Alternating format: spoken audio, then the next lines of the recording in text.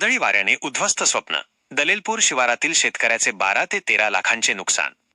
तळोदा तालुक्यातील दलेलपूर शिवारात प्रगत शेतीचे स्वप्न पाहणाऱ्या शेतकरी देवेंद्र विनोद चौधरी यांच्यावर नैसर्गिक आपत्तीचा मोठा आघात झाला आहे। त्यांनी मोठ्या आशेने सुमारे 4000 इलायची केळीची रोपे लावून शेतीत नवा प्रयोग सुरू केला होता। वेळोवेळी योग्य खतपाणी, औषध फवारणी आणि काटेकोर देखभाल करत त्यांनी ही बाग जोपासली होती। मेहनतीच्या जोरावर उभी केलेली ही केळीची बाग चांगली वाढली होती आणि उत्पन्नाची आशा बळावली होती। मात्र मार्च 19 रोजी अचानक हवामानात मोठा बदल झाला।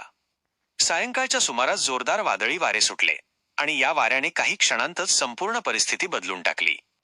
प्रचंड वेगाने वाहणाऱ्या वाऱ्यामुळे केळीची झाडे अक्षरशः आडवी पडली। या नैसर्गिक संकटात सुमारे 90% बागेचे नुकसान झाले आहे। काही तासांतच महिन्यांच्या मेहनतीवर पाणी फिरले। या घटनेमुळे देवेंद्र चौधरी यांचे मोठे आर्थिक नुकसान झाले असून त्यांनी अंदाजे 12 ते 13 लाख रुपयांचे नुकसान झाल्याचे सांगितले आहे। नवीन शेतीतून उत्पन्न मिळवण्याचा त्यांचा विचार होता, मात्र हवामानाच्या लहरीपणामुळे त्यांचे हे स्वप्न अपूर्णच राहिले। कर्ज काढून आणि मोठी गुंतवणूक करून उभारलेली शेती एका झटक्यात उद्ध्वस्त झाल्याने ते सध्या चिंतेत आहेत। स्थानिक शेतकरी देखील या घटनेमुळे हळहळ व्यक्त करत असून शासनाने अशा नुकसानग्रस्त शेतकऱ्यांना तातडीने मदत करावी अशी मागणी होत आहे। हवामानातील अनियमित बदलामुळे शेतकऱ्यांसमोर मोठे संकट उभे राहत असून त्यावर उपाययोजना करणे काळाची गरज बनली आहे। दरम्यान प्रशासनाने पंचनामा करून नुकसानग्रस्त शेतकऱ्यांना आर्थिक मदत देण्याची गरज व्यक्त होत आहे। देवेंद्र चौधरी यांच्यासारख्या मेहनती शेतकऱ्यांना आधार मिळाल्यासच ते पुन्हा उभारी घेऊ शकतील अशी अपेक्षा व्यक्त केली जात आहे। केळीचे ते वादळ आल्यामुळे सर्व पडून गेले। 90-100% भाग माझा पडलेला आहे।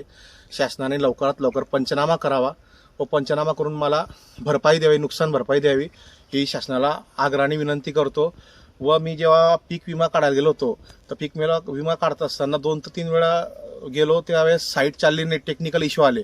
तर सरकारने याच्यावर पण अंमलबजावणी करायला पाहिजे, तर साईट पण चांगली चालली पाहिजे जेणेकरून शेतकऱ्यांना काय अडचणी आल्या, प्रॉब्लेम नको यायला। ही शासनाने दखलंदाजी घेऊन शासनाने आम्हाला काहीतरी आधार द्यावा व जास्तीत जास्त अधिक भरपाई द्यावी ही नम्र विनंती करतो। लवकरात लवकर पंचनामा करावा। दादा, तुमचं किती नुकसान झाले टोटल? साधारण 12 ते 13 लाखाचं नुकसान आहे। अच्छा। पार्थ न्यूज संपादक हर्षल चौधरी।